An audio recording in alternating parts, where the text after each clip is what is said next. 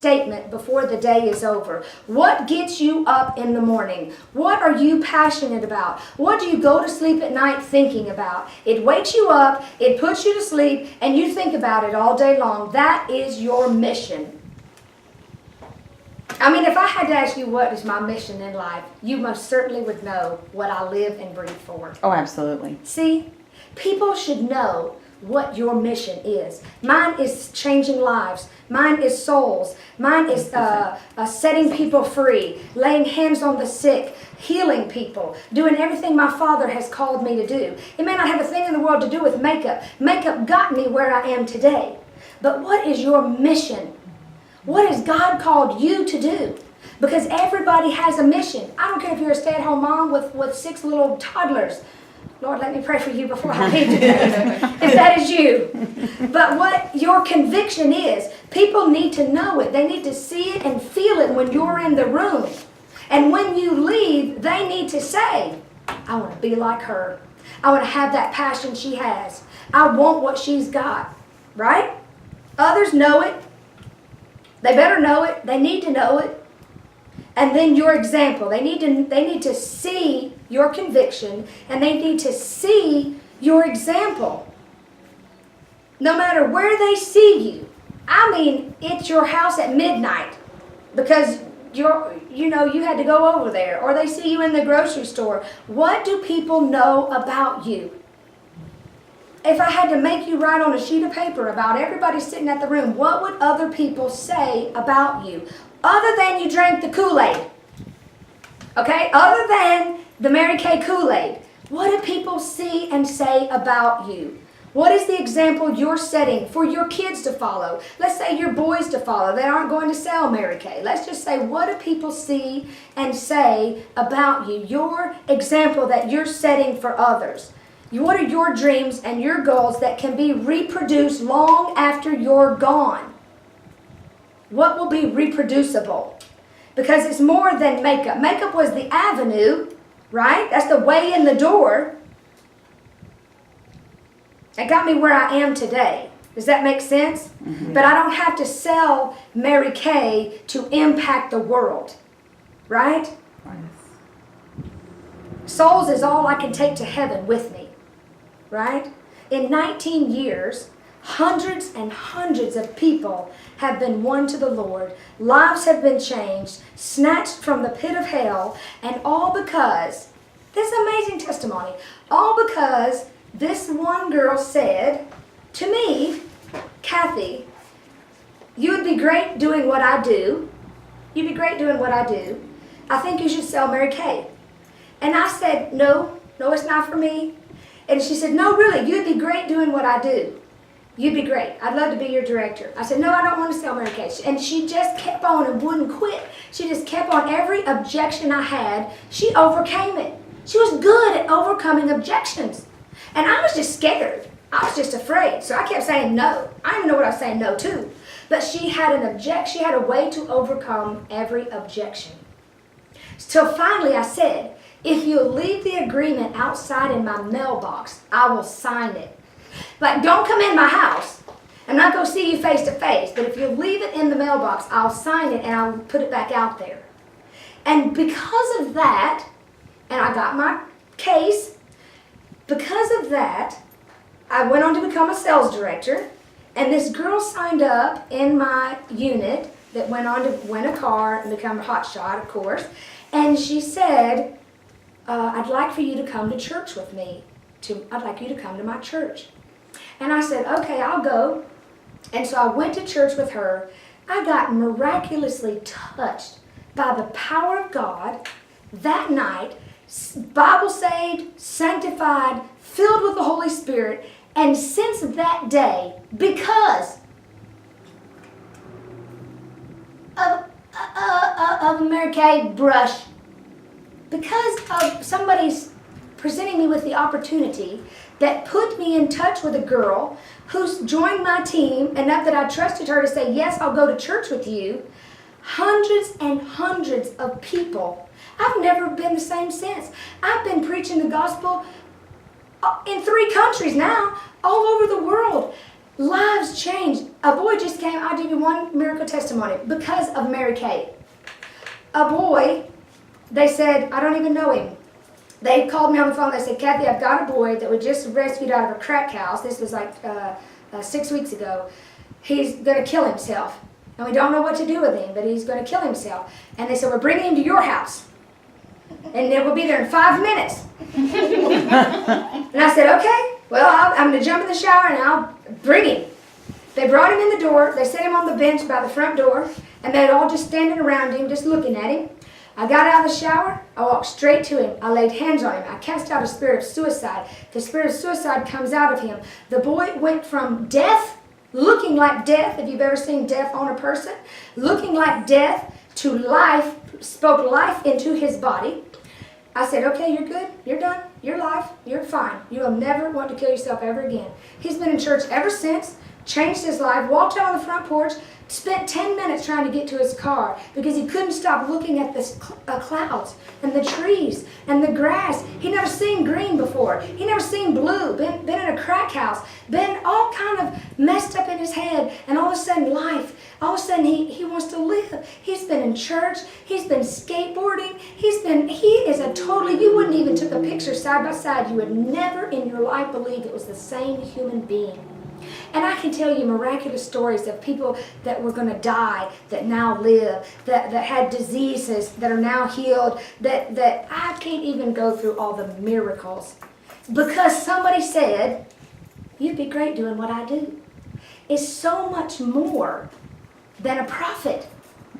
Does that make sense? Amen. They need to see your example. They need to know that what you sow, you will reap. So what that girl sowed into me, she's now reaping a harvest from. Fast forward to now, so I'm out of the business pastoring only, ministering only, and then I sign up in Joellen's unit.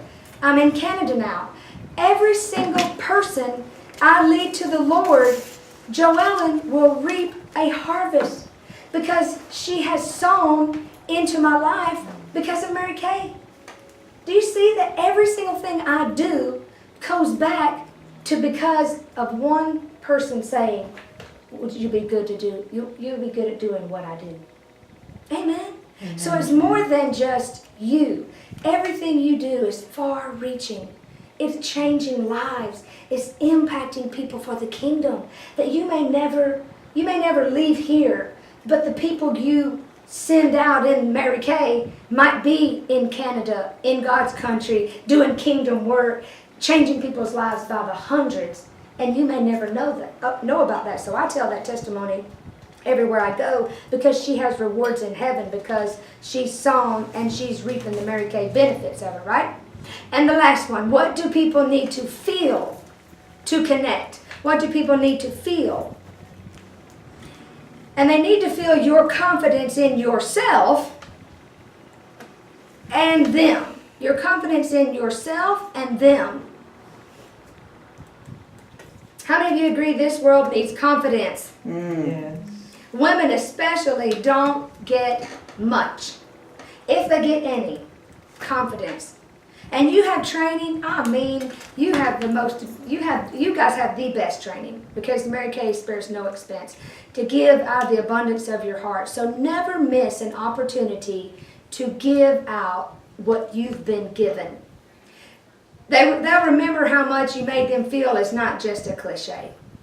People will really remember how you made them feel. And they say that, and they put cute little pictures around, but it really is true if you stop and think how you make somebody feel. How genuine you really are is huge. And my customers never bought from anybody else because of all the tissue paper and cute packages and balloons and all the deliveries and offering to pray with them. And I always told them, if anybody ever offered you anything or tried anything, I'm going to give you a discount. I give you a discount. All you got to do is just let me know that, hey, somebody approached me, and even if anybody even just said the word Mary Kay to you, all you have to do is just let me know. Just let me know. If you ever even hear the words Mary Kay, TV, radio, internet, or out of somebody's mouth. All you gotta do is let me know, and I'll make it worth your while. I just told them right up front, I'm your person for life. You are stuck with me like your gynecologist. For life. And if somebody gonna deliver your baby and you're gonna like go to somebody else, if they were like the very best, really, you're gonna just like go random doctors? Seriously. For life. You stuck with me for life, right? No, you stuck with me forever. And then your gratitude for them. The second one, they need to feel your gratitude for them. Because of them, you're able to give to charity and missions. Because of them, you're able to have a vision. Because of them, you're able to have a cause in life. Because of them, you're able to acknowledge people as part of your success. Every eyeshadow brush counts. I'm not even kidding. Every brush, pretend like it's one of the little mini ones that they sell. Every single brush counts for something. Every brush counts. Not even kidding. Every home visit you make is a mission field. It's a mission field for confidence. It's a mission field for love. It's a mission field for a smile, for encouragement, for faith, for grace, for mercy. Because of you, somebody won't commit suicide. Think of that. Because of you, somebody won't entertain thoughts of bullying. Somebody won't entertain thoughts of divorce. Somebody won't entertain thoughts of anything you could think of because of you. You have to really think like that. You have to think of what you do makes such a difference and changes lives. Well, how did I change their life? You hear stories all the time. People come in your company and say, this changed my life. This changed my life. But if we get it, we forget those things. See, we hear that story and we forget that story. And we get around our everyday life, eat TV, sleep, repeat. Eat TV, sleep, repeat. Eat TV, sleep, repeat. And we forget those things. We forget that some people have courage to get out of an abusive situation. Some people have courage to say enough is enough. You'll introduce this company to somebody and they'll have courage to say enough is enough. They'll sit around a table and get some good training to say, I'm not going to be abused anymore. I'm not going to live like this anymore. They'll join your team and go be a world changer.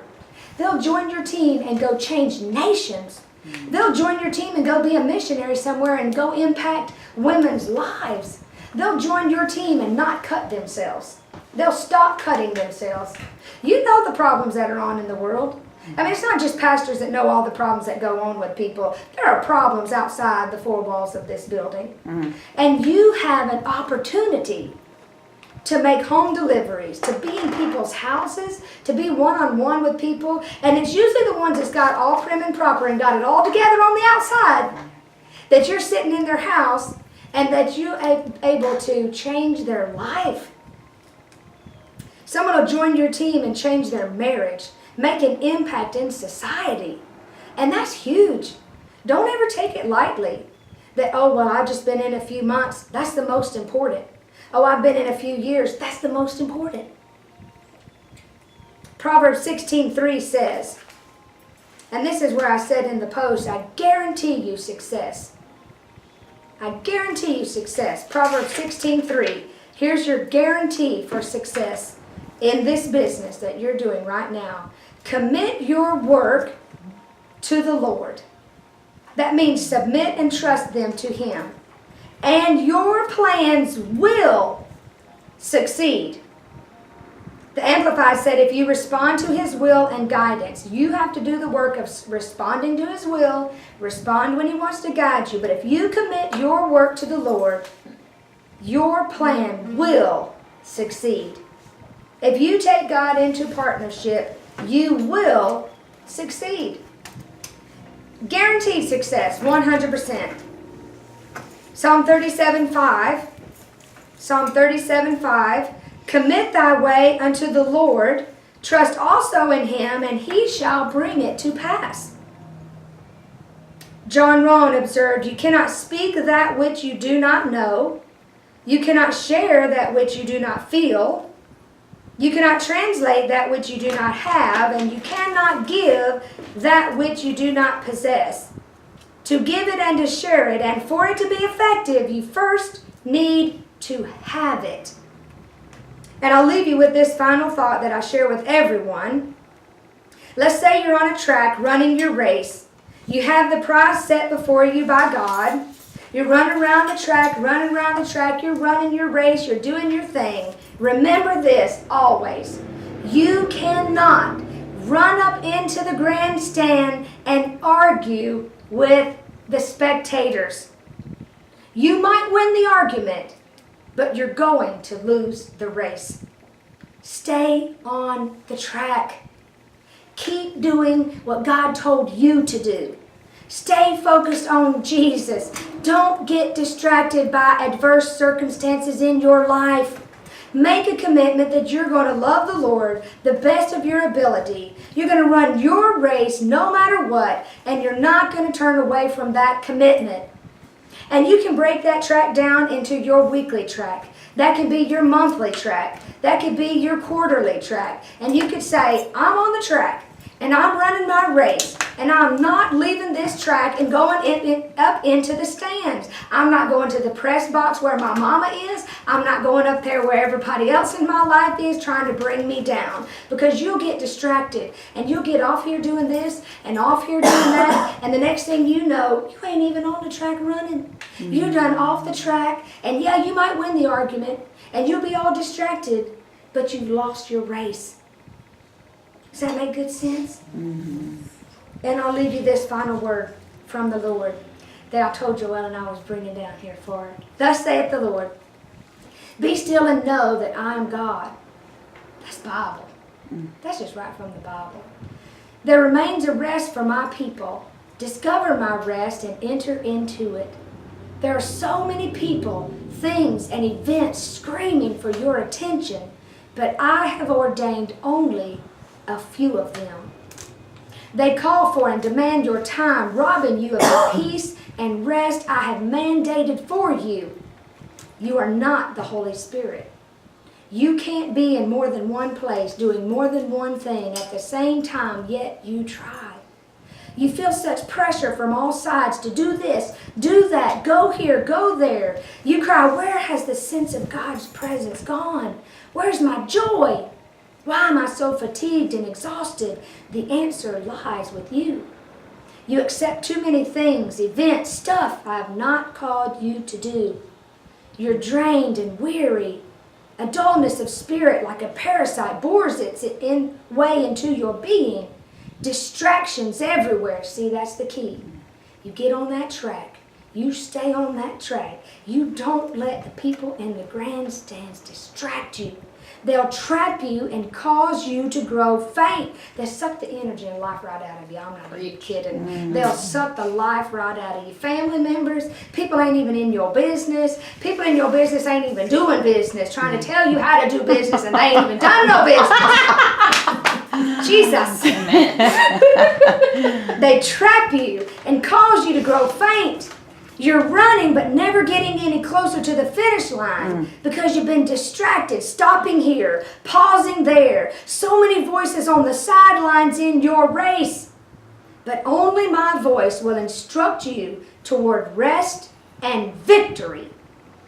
Humble yourself and rest by sitting before me. Allow me to lift you, re-energize you, and restore the peace you once had.